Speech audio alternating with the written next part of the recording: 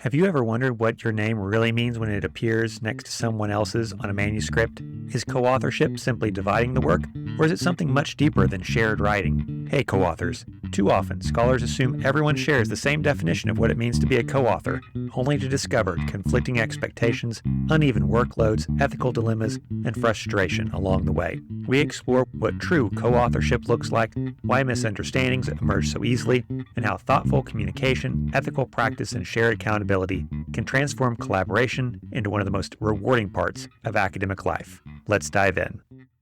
As I may have mentioned in previous episodes, whenever I was a doctoral student, I did not get a whole lot of mentorship whenever it came to the sort of hidden curriculum of what it means to be an academic. One of the reasons for that was because the scholar that I was supposed to work with, John Warren, died very early in my program. But even as the years went on, I found that other faculty in the department really didn't know what co-authorship meant either. Part of that was that many of them did not write with their students. Many of them were doing types of scholarship like autoethnography and performance that don't really lend themselves to the same level of co-authorship that, say, a social scientific report does. Some of it was a little bit of jealousy. There wasn't a lot of collaboration among faculty and students because I think that some faculty didn't like seeing students shine brighter than they were. And as a result, what you ended up having was a couple of students who did some collaborative work with faculty, and then a whole bunch of the rest of us who were left to fend for ourselves. And as you can imagine, whenever you're in a cohort full of other people who aren't getting a lot of leadership, you try to help each other along the way. You try to form co-authorships, you try to read each other's work, but it's really an instance of one set of people who don't really know what they're doing, trying to help and lead another group of people who don't know what they're doing either. And so as a result, by the time I was done with my program, the only co-authorship opportunity that I'd had was writing a collaborative autoethnographic piece with two faculty from my program and then a couple of folks from other institutions. And so my experience with that was that everyone was kind of writing their own piece within the project, except for the person who ended up being my advisor, spending most of his time in the project, like disagreeing with the things that I'd written as my contribution. So if you read this piece, like all of us are kind of talking about the same thing, but we're not really talking to each other. And then all of a sudden, like my advisor is like, and you're wrong about this. And it's like, okay, like, I don't understand why we need to publish this. I don't understand why we couldn't have dealt with this outside of the pages of the journal. I don't understand why I'm the only one who's getting explicitly and intentionally talked to and then only to be corrected by someone else. But sure, whatever. So yeah, all this is to say, not a great experience. And so I get a job, I become a professor, and I realize that I actually like working with people. I enjoy the process of creating ideas and pursuing them with other people, but I really don't know how to. And so for the longest time was basically just, I'm doing 90% of the work and then having my co-authors do some sort of contribution maybe at the end or something that allows them to have co-authorship, but it's not really a collaboration so much as I'm doing this thing and you're kind of along for the ride. It's co-authorship, but it's definitely not collaboration, right? And so as I've moved on with my career, I've found other people who have taught me how to be a better co-author and how to have an experience that's more collaborative and more power sharing than what I was taught, or rather not taught in my doc program and what I developed in the aftermath of that. So that's what I want to talk about today. I want to talk about how to be a good co-author. Okay, so let's dive in. Are you interested in mastering scholarly writing, developing productivity, and increasing impact, all while staying healthy? Then welcome to the Publishing Academic Research Podcast.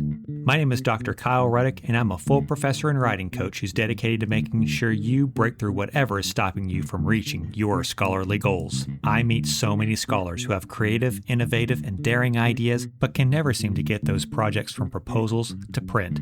I want you to get your work in the hands of people who will read it and appreciate it. So let's get into this week's big idea. So to start off, I think overall, part of the problem here is that in academia, we really don't have a strong system in place for what merits co-authorship. If you look at APA or MLA or other types of style guides, they'll say that a person needs to have substantial influence on the final product of the work. But how that gets quantified, how that gets operationalized in the actual practice of co-authorship, it really does kind of run the gamut, right? Like some folks, a co-authorship is a division of labor. You're going to write the lit review. I'm going to write the method. The other person writes the results, whatever it might be. Some people use it as mentorship. So like a senior scholar who is doing a project that has students or postdocs that are a part of it. Some people, unfortunately, and we'll talk about this, use it as a political favor. So like, I've written this thing, so I'm just going to add a whole bunch of other people's names onto it. So that way that like we can all get a little bit of credit on our CVs, right? All of these things are actual practices that people do. This creates conflict and resentment and unclear expectations. And it really does make it difficult to figure out, well, what does it mean to be a good co-author? What are my actual responsibilities? How is it supposed to look at the end? And ultimately, how am I making sure that the experience that I'm having is one that is enjoyable for all parties involved, and that the product is actually better than just the sum of its parts? So what are some ways that we see poor co-authorship manifest? Well, first off, you typically see a lack of communication whenever it comes to negotiating co-authorship. Sometimes this is because the people involved are at different power levels. So advisors and students, or senior scholars and untenured or non-tenured track professors, right? In those cases, that lack of communication manifests because if you are in the power up position, then making things more transparent actually diminishes your power. And if you are in the power down position, then asking those questions and asking for more transparency can get you kicked off a project that you feel like you have some ownership and some right to. But even in instances when you're, say, co-authoring with friends or colleagues that are of equal stature or equal prestige in the field, that can still manifest as lack of communication because you think to yourself, oh, I like this person. We've decided that they're going to write the lit review and I'm going to write the method section. I'm not worried about them because I like them. They're a friend. I trust them. Let me just tell you right now, my friends, that just because you like a person in every other type of social or even professional setting does not mean that they are going to be a good co-author. And sometimes part of that is even our own expectations. So for example, I have a really good friend of mine. I love working with this person in almost every conceivable way, except for on research and writing, because whenever I write very methodically. I write like a person who has to eat their peas and carrots. I just put my head down and slog through it, and then I'm done. I'm on the other side of it. This person, on the other hand, they do not work unless you have a gun to their head on a deadline that they've missed 3 times already, right? Like they're just not going to do it until there's just absolutely no way out. They have to do it. That drives me up the wall. It just absolutely drives me bonkers. And they're smart. And whenever they do write the thing that they're supposed to write, it's good. But my God, it is nerve-wracking to work with them because you sit there and you're like, oh, I wrote 2 pages today. What'd you get done? I didn't get really anything done. Okay, a couple weeks later. Okay, well, I'm up to 10 pages. Where are you? I haven't really started yet. And the entire time, you're just like, what am I doing? I'm doing all of this work. Why isn't this other person doing work too? Well, because at the end of the day, they do get things done, just not the same way that you do. So this lack of communication, right, creates all sorts of problems. Scholars can come from different doctoral experiences, different lab experiences, different advisor experiences, different mentorship. And so unless you are doing a good job of communicating that to your potential co-authors, you might end up having communication breakdowns, and then that's going to end up making the process harder for everyone involved. The second way that this manifests is what I would consider to be task-based thinking. And what I mean by that is, let's say that you and 2 other people are going to write a lit review. And so you have the lit review, you have 3 subsections, and you're thinking to yourself, okay, I'm going to write section 1, they're going to write section 2, they're going to write section 3, we're going to put it all together at the end. Other 2, on the other hand, are thinking to themselves, I'm not doing anything until the person before me writes their section. So I'm section 2, can't write anything until section 1 happens. Section 3, I got to wait for sections 1 and 2. And whether that's true or not, again, because you didn't communicate about it, and because you've divided this task in a way that has these invisible but very impermeable walls, this has now become less of a collaboration across the literature review and more of a Mexican standoff where no one's really doing anything because you, author 1, are looking at the other 2 going, well, until you guys start, I'm not doing anything. Like, why are you all waiting on me? And the other 2 are waiting on you. All this is to say that whenever people typically talk about co-authorship, I think they have this idea in their head that what that's going to end up doing is reducing their amount of work. And that's just, it's never been my experience that co-authorship actually results in a significant drop in the amount of work on a project. Most of the time,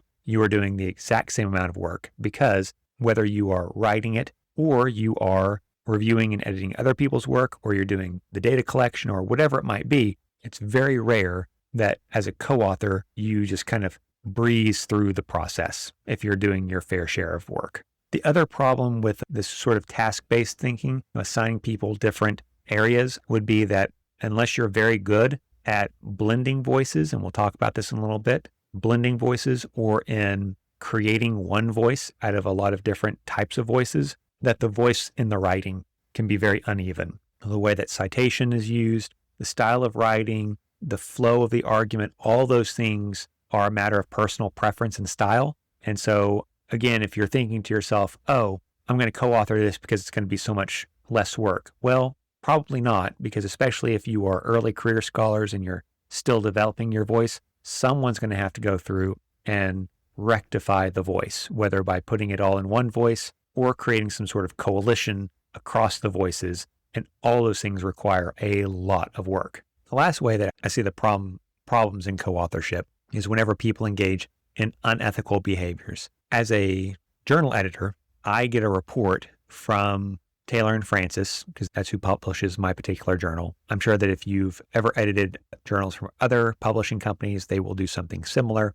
But all this is to say, we get a report that shows how unethical authorship practices are on the rise all across academia. Whether you're in social or natural sciences, there's a lot of unethical behavior that's going on. Most of it is concentrated in India and China, but even in the United States, there are clearly people who are engaging in unethical citational and authorship behaviors. In terms of authorship behaviors, here's a couple of the ways that this might manifest. So first, gift authorship. So like adding a prominent scholar's name on to boost the acceptance chances. So like they don't really contribute anything to the piece. They're not really there for anything other than just, well, I'm a big name scholar, and so this is going to kind of grease the wheels of the journal. If that's true, if them being on your work does actually create a difference in how it's reviewed, then it's a bad journal, right? Like that's a journal that is functioning in its intended purpose, has anonymous reviewers, your work is anonymized, and the editor is making a expert decision based on the feedback from the reviewers and their own understanding of the piece in order to give a decision to accept or reject. If the mere presence of someone's name moves the needle at all on a piece, then that's a bad journal, because that means that you have tainted the process by which we come to create rigorous knowledge. Another way that I see this is what's called coercive authorship. So like senior scholars who use their position in order to put their names on the work of postdocs or students or advisees because they're in that sort of power up position. I had this happen to me. I had a paper in my grad school that I'd submitted to the student section of the conference and went there, presented the piece and everything. And in the audience was the teacher whose class I'd written the paper for. And afterwards, they were like, why did you submit that in the student section? I was like, well, because I'm a student.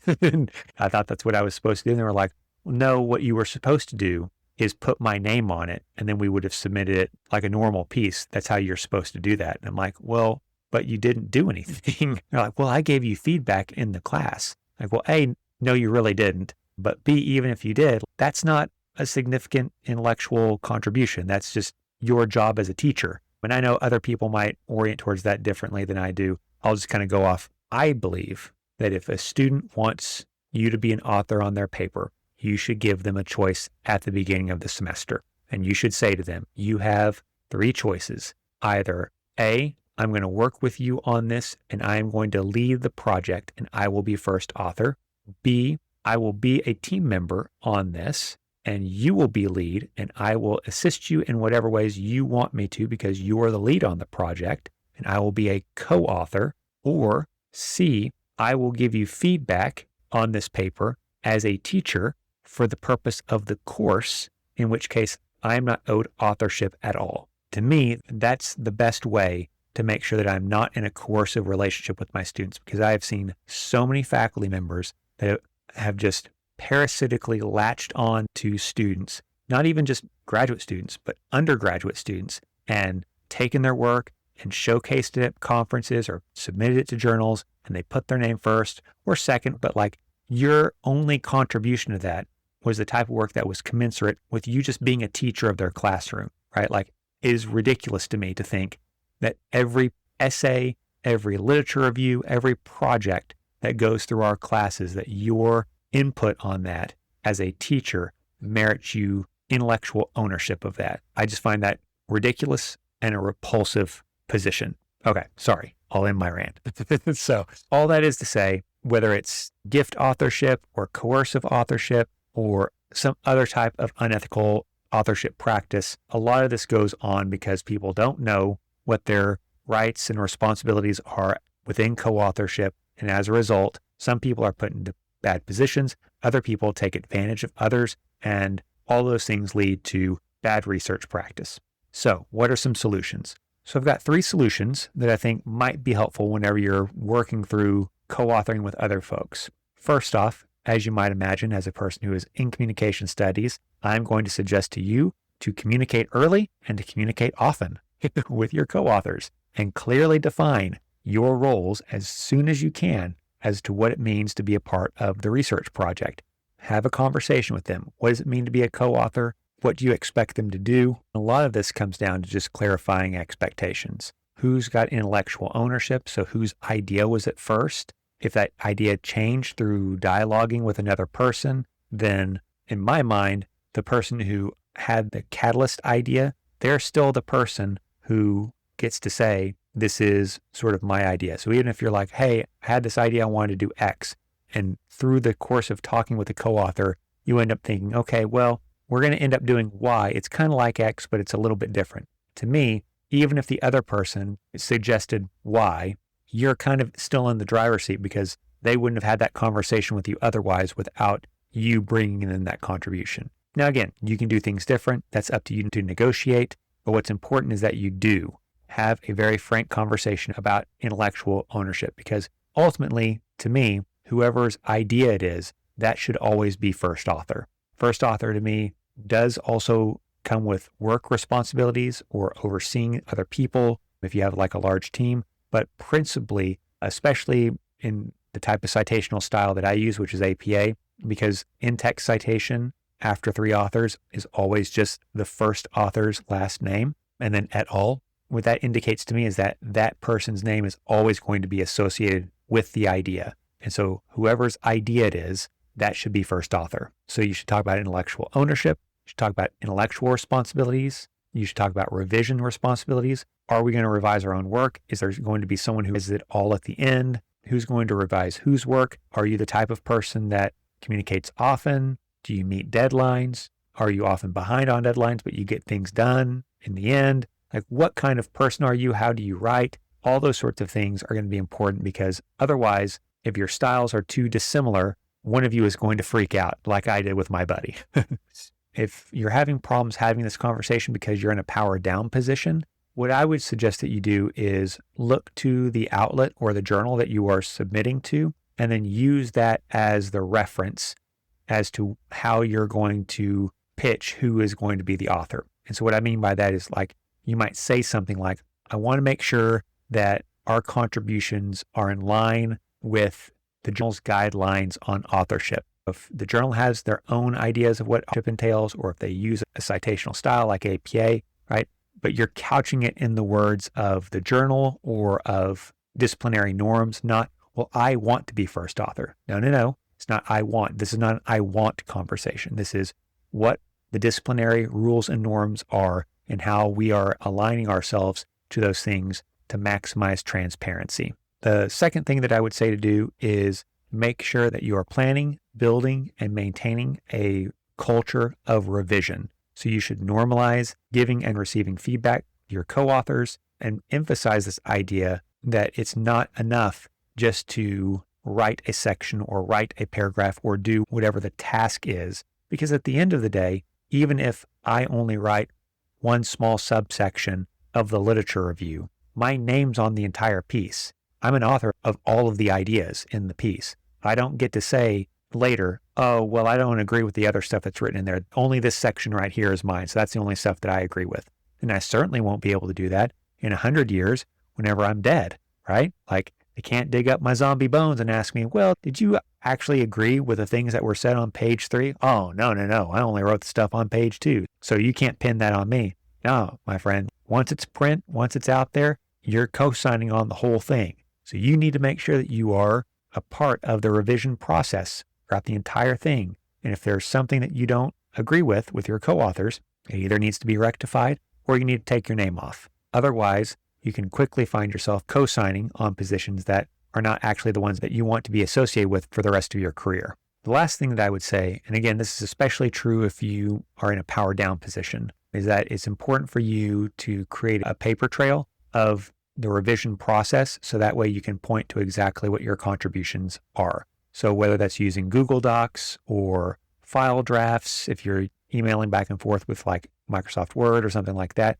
but just making sure that you're tracking contributions and deadlines and decisions, all those sorts of things, because otherwise, God forbid that you have to prosecute this with a department head or a dean. But if a senior scholar tries to steal your work or say, hey, I need to be first author on this, then having that paper trail might be the only thing that protects you. So you can do that from the very beginning by saying things like, hey, we've talked about what our co-authorship is going to look like.